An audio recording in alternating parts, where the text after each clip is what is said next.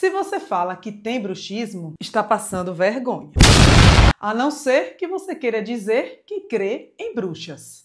What? E é justamente isso o que dizem todos os dicionários da língua portuguesa. Se você quer se referir ao ato de ranger os dentes, é bruxismo. Você deve pronunciar assim como pronuncia táxi. Essa até os dentistas erram. Esse misto de prazer e agonia. E você, já confundiu bruxismo com bruxismo? Deixa aí nos comentários. Se quer aprender mais dicas, segue o Redação com Arte, compartilha com aquele amigo que precisa saber disso e clica no link da bio.